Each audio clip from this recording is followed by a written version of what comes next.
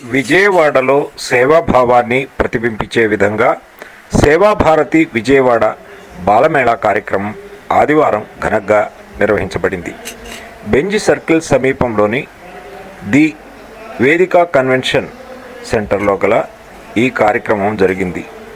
సేవాభారతి విజయవాడ వార్షికోత్సవాన్ని పురస్కరించుకొని నిర్వహించిన ఈ బాలమేళాలో విజయవాడ పరిసర ప్రాంతాల్లో నడుస్తున్న 126 అభ్యాసికలు మరియు ఏకోపాధ్యాయ పాఠశాలలోని విద్యార్థులు ఉత్సాహంగా పాల్గొన్నారు. ఈ కార్యక్రమానికి ముఖ్య అతిథిగా హైకోర్టు న్యాయమూర్తి శ్రీ దేవానంద్ గారు విచ్చేసి సేవాభారతి సమాజ సేవా కార్యక్రమాలను ప్రశంసించారు. విద్యతో పాటు సంస్కారాలు కూడా సమాజ నిర్మాణంలో కీలకమని ఆయన పేర్కొన్నారు. సభలో సేవాభారతి విజయవాడ కార్యదర్శి శ్రీ సుబ్బరాయ శాస్త్రి గారు వార్షిక నివేదికను చదివి సంస్థ చేపట్టిన సేవా కార్యక్రమాలను వివరించారు. రాష్ట్ర కోశాధికారి శ్రీ శుభశేఖర్ గారు రాష్ట్ర స్థాయి కార్యకలాపాలను నివేదిక సభకు వివరించారు. ఈ కార్యక్రమానికి విశిష్ట అతిథిగా మాజీ మంత్రి సుజనా చౌదరి గారు పాల్గొని సేవా కార్యక్రమాలను అభినందించారు.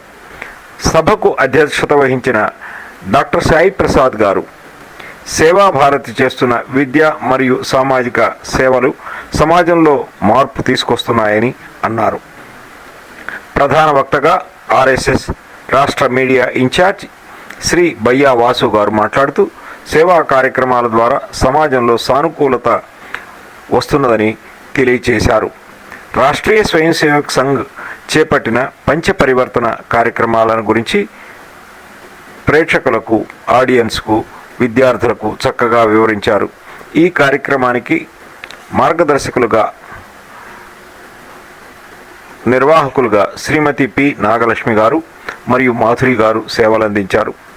బాలమేళా సందర్భంగా విద్యార్థులకు పాఠశాల బ్యాగులను పంపిణీ చేయడంతో పాటు చిన్నారులను ఆకట్టుకునే సాంస్కృతిక కార్యక్రమాలను ప్రదర్శించి సభికులను అలరించారు.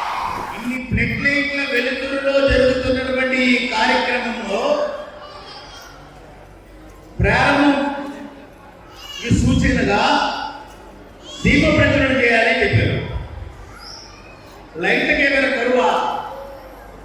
ఇన్ని లైట్లు వెలుగుతూ ఉంటే మళ్ళీ దీప ప్రజ్వలన ఏంటి? ఇదేమో ఒక పెద్దలు అడిగాను నేను. కరెంట్ లేని సమయంలో దీప ప్రజ్వలన చేశానంటే దానికి ఒక తీరున్నదండి.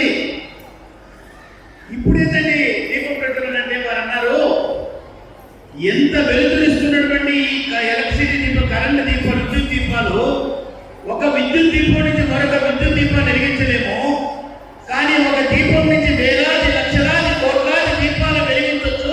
ఆ విధంగా సమాజానికి మనం అంకితం కావాలని నిదర్శనంగా చేసేదే దీప ప్రజ్వలనాలు. అదే హిందూ సంస్కృతి, అదే భారతీయ సంస్కృతి.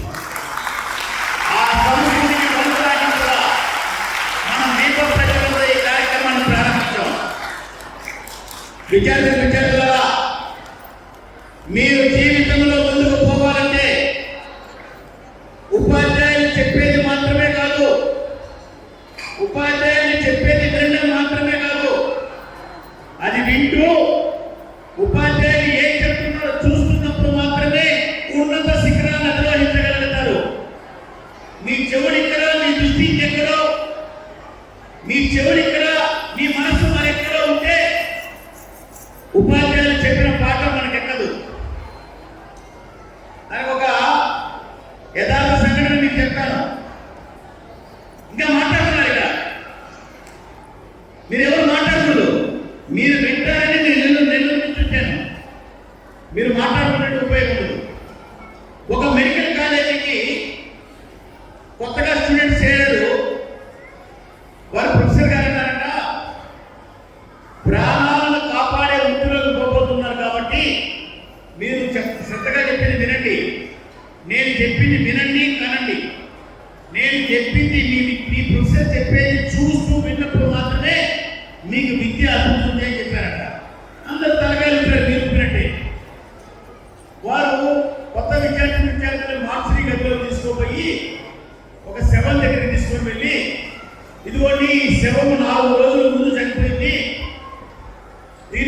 ఎటువంటి మెటబాలిక్ చేంజెస్ వచ్చినప్పుడు మనం చూడాలి. కాబట్టి ఏం చేయాలంటే శవం ముక్కులో ఏలు పెట్టి రుచి చూసి ఎలా ఉందో రాయాలి. పుల్లగా ఉందా, తీయగా ఉందా, కారంగా ఉందా, చప్పగా ఉందా రాయాలి. కాబట్టి అందరికి ఒక పెన్ను, ఒక ప్యాడ్ ఇచ్చి శవం ముందు నిలబెట్టారు. మేము నీటి పరీక్షలు రాసి సంవత్సరాలు పోరాడి లక్షలు ఖర్చు పెట్టి వస్తే శవం ముక్కులో ఏలు పెట్టుకుంటున్నాడు ఏంటని ఎవరు ముందుకు రాలేదు. మీరెవరు ముందుకు రావట్లేదు కాబట్టి నేనే చేసి చూస్తాను. ప్రొఫెసర్ గారు శవం ముక్కులో ఏలు పెట్టి రుచి చూసి అది ఎలా ఉందో ఆయన నోట్ ప్యాడ్ రాసి ఇప్పుడు మీరు కూడా చేయండి అన్నాడు. తప్పకుండా ఆ ప్రొఫెసర్ చేసిన తర్వాత అందరూ అదే పని చేశారు.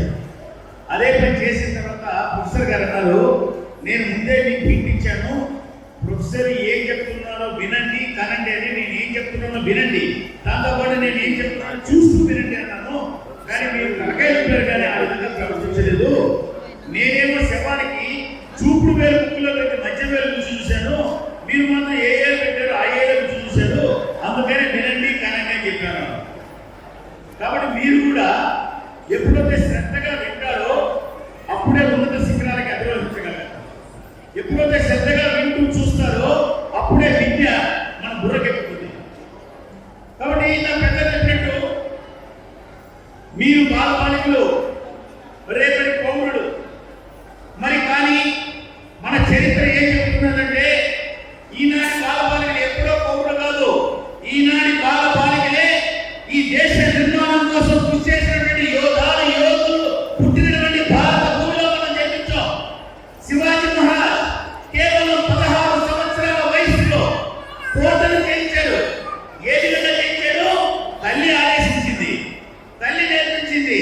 ఉక్కుపాలతో రామాయణ మహాభారతాలు నేర్పిస్తూ ఈ దేశం కోసం, ధర్మం కోసం జీవించాలి, ఈ దేశంలో తిరిగి కాషాయ జెండా రెపరెపలాడేదాని కోసం, హైందవీ సామ్రాజ్యాన్ని స్థాపించే దానికోసం నువ్వు కృషి చేయాలని చెప్పి జిజియాపై ఉక్కుపాలతో శివాజీ మహారాజు పెంచితే ఆ ఉక్కుపాలతో వంటబడిన పాఠాలతో ఈ దేశాన్ని ఆక్రమించినటువంటి మొఘలాయని తరిమి తరిమి కొట్టి హిందూ సామ్రాజ్యాన్ని స్థాపించాడు శివాజీ మహారాజ్. ఆ శివాజీ మహారాజుకు వారసులు మనమంతా.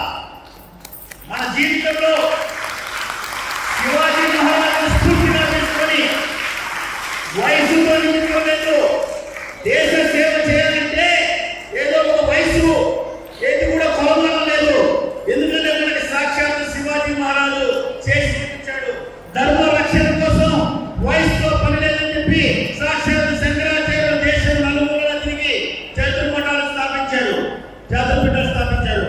కాబట్టి విద్యార్థులారా, మీరు వేసే ప్రతి అడుగు ఈ దేశ భవిష్యత్తు కోసం, మీరు వేసే ప్రతి అడుగు ఈ దేశ నిర్మాణం కోసం జరగాలి. ఏ విధంగా అయితే గౌరవ జస్టిస్ గారు చెప్పారు, పేపర్ బై రాష్ట్రపతి గారి దేశానికి, టీ బై ప్రధానమంత్రి గారి దేశానికి.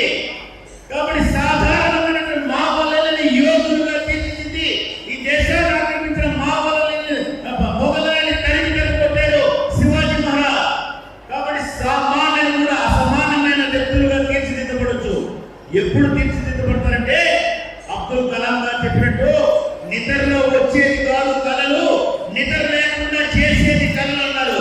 కాబట్టి మనం ఎటువంటి కళలు కన్నానంటే నిద్ర లేకుండా చేసే కళలు కానీ ఆ కళల సాకారం కోసం మన జీవితాన్ని సర్వస్వరూపణ చేసినప్పుడు మాత్రమే మనం ఉన్నతమైన వ్యక్తులుగా తీర్చిదిద్దబడతాము. ఆ దిశగా మిమ్మల్ని తీర్చిదిద్దే దానికోసం మీరు అసామాన్యమైన శక్తి దాగున్నదని మీకు తెలియజేసే దానికోసం సేవా భారతి పనిచేస్తున్నది. సుమారుగా 186 కేంద్రాల్లో 4200 మంది విద్యార్థులకి విద్యాబుద్ధులు చెబుతూ, దాంతోపాటు సంస్కారాలు చెబుతూ, దాంతోపాటు క్రమశిక్షణ చెబుతూ, దాంతోపాటు అనుశాసన చెబుతూ, దాంతోపాటు రామాయణ మహాభారతాలు చెబుతూ మిమ్మల్ని శ్రేష్టమైన వ్యక్తులుగా తీర్చిదిద్దే దానికోసం సేవా భారతి పనిచేస్తున్నది. అటువంటి సేవా భారతి నీడలో పెరుగుతున్న మీరందరూ కూడా అనేక విషయాలపైన శ్రద్ధ పెట్టాలి. కేవలం మార్కులు మాత్రమే కాదు, మార్కులు మాత్రమే మన జీవితాన్ని నిర్దేశించదు. మార్కులతో పాటు మనం